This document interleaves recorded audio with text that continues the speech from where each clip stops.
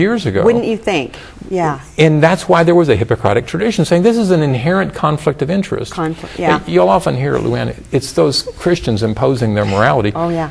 Well, 2,400 years ago, it was a pagan era. There was no Christianity. I think that's great to bring that out. And they basically had recognized the inherent conflict of interest of healthcare professionals giving hemlock to patients. Somehow we seem to have failed to study our own history as a medical profession. Well, we know it's being rewritten. Well, in Oregon, we are definitely distinct than the other 49 states. We've managed to educate the physicians and the people of Michigan, of Vermont, of Hawaii, of Washington, Alaska. And they're not going for it. In California, most recently. In fact, they're meeting this weekend, again, with the promoters of assisted suicide, trying to get the doctors to be neutral, which then the papers would, Los Angeles Times would say doctors would have shifted their position on assisted suicide. Yeah. And that's the first step to desensitizing the voters. So if the doctors don't have a sense of this being ethical or unethical, then it's okay. Well, unfortunately, we've got the law. Now, we need to convince people there's more to find out about this. And are we ready for the tape? Is that what we're ready? Okay. I want to show a video, and then I kind of want to talk about what we're seeing. It's an older one, and you kind of got to get past the older outfits, but I think it has a good message, and I think we're able to watch that. We don't do this alone. We can only do it with the help of other people. Dignity is connected with his conviction that life counts. I will do nothing that will contribute to the death of an innocent human being.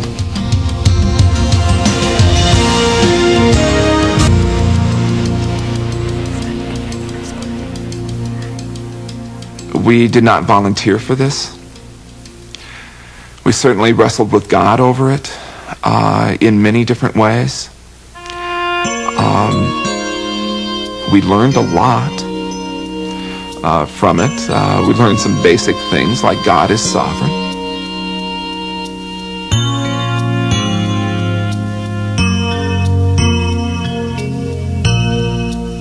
Steve Earle and his two teenage daughters have lived through a dramatic event that most families will at some time face: the death of a loved one from a terminal illness. Rachel Earle, their beloved wife and mother, was first diagnosed with cancer in 1991. She passed away in the summer of 1997.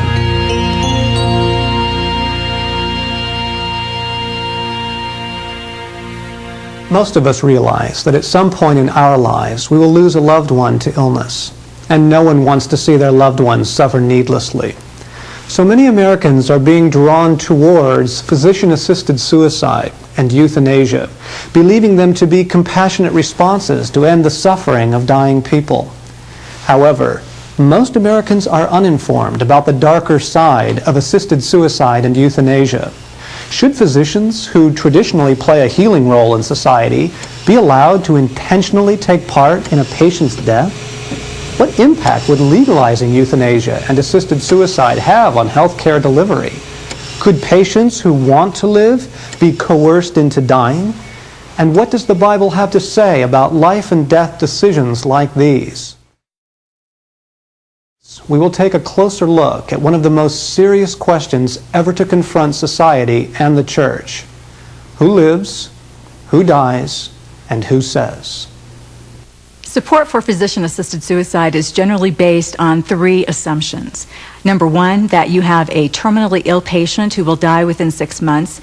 Number two, that that patient is mentally competent to make a rational decision for suicide. And number three, that the patient is in unbearable pain that cannot be relieved.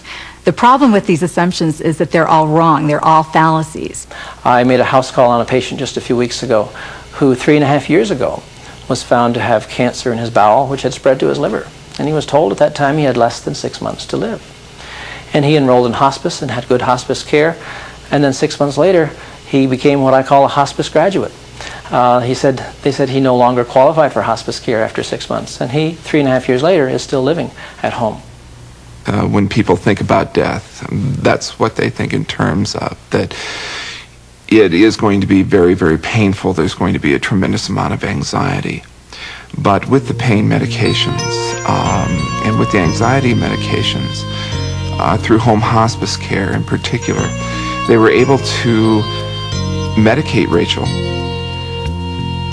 keep her very comfortable and yet very alert and aware to the degree that she wanted to be. She was able to talk, to visit, to do things from her bed as she was able. A related fear driving the physician-assisted suicide movement is the fear many people share regarding the loss of dignity, becoming confined to a wheelchair or a hospital bed, losing control of one's essential functions. Author and disability advocate Joni Eareckson Tada has faced those fears for many years. Society defines quality of life as those combination of factors that make life agreeable or comfortable or preferable. Kind of like asking someone, do you like your life? And the trouble with that question is that it bases life value on whims and personal preferences. And I can say from a wheelchair that there are plenty who don't like my life.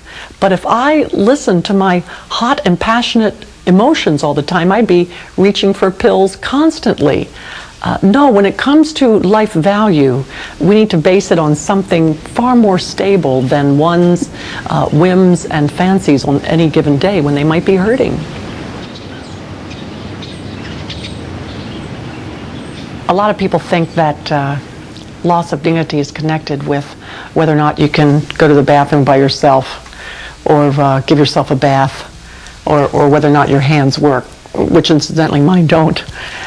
But I can speak from personal experience and say that loss of dignity has nothing to do with bodily limitations or functions. Loss of dignity occurs when a person who is suffering forgets the worth of his own soul. Hi. Well, I just love a couple of things they bring up in that wonderful clip from that tape. The first thing I want to talk about is the doctor saying he had a patient where cancer went into their liver, and they were given 6 months to live, and 3.5 years later he's at home having a ball. He was a hospice graduate.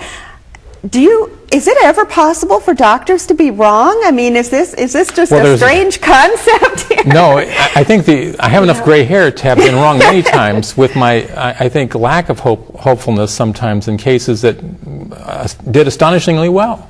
I remember having a conversation with one of my patients that maybe because she had lung cancer and I thought it had spread to the liver, that there really was nothing that could really be done to cure it. And I said, one option would be to just support you, not do any more tests, and plan on things like going to Hawaii and enjoying your life fully until the cancer overcame you. But I said, just to be sure, let me take the films around so you don't have to go to the consultant and all that and spend your time in the hospital. I'll do that.